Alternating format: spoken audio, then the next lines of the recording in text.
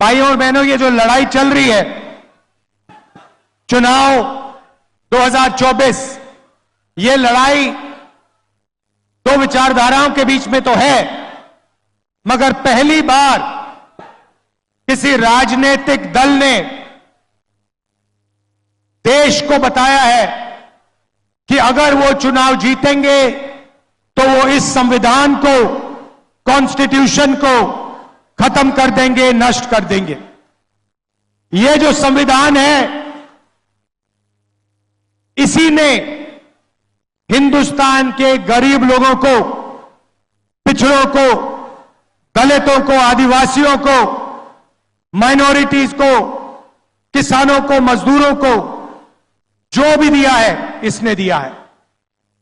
और आज बीजेपी के बड़े बड़े नेता कहते हैं अगर वो चुनाव जीतेंगे तो इस किताब को वो फाड़ के फेंक देंगे।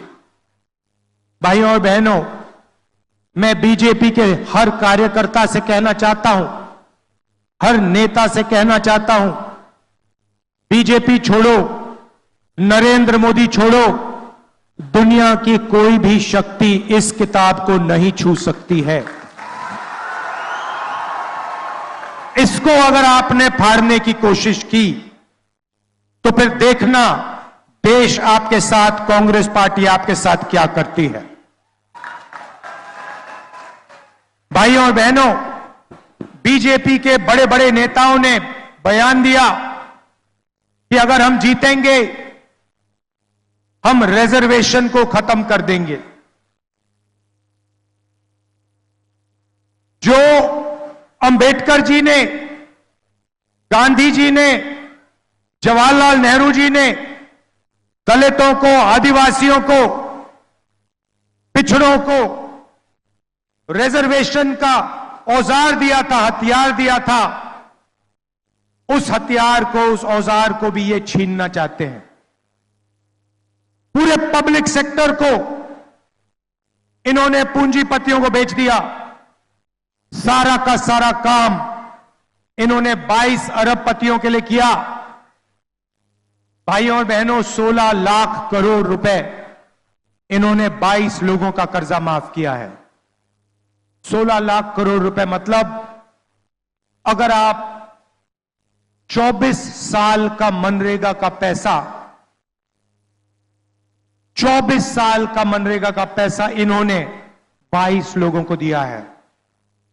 आप सोचिए, जनता को कुछ नहीं दिया, किसान का कर्जा माफ नहीं किया, स्टूडेंट्स का लोन माफ नहीं किया, छोटे व्यापारियों को लोन दिया ही नहीं, माफ करना छोड़ो, और सबसे अमीर लोगों का 16 लाख करोड़ रुपया मतलब 24 साल का मनरेगा का पैसा इन्होंने माफ कर दिया।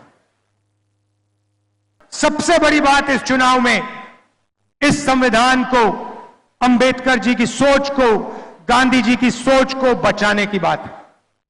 भाइयों और बहनों, अगर यह चला गया तो आपकी जमीन चली जाएगी, आपके हक चले जाएंगे, रिजर्वेशन चला जाएगा, पब्लिक सेक्टर चला जाएगा, पब्लिक सेक्टर पूरा का पूरा प्राइवेटाइज हो जाएगा और हिंदुस्तान को 22 लोग, अरबपति लोग चलाएंगे।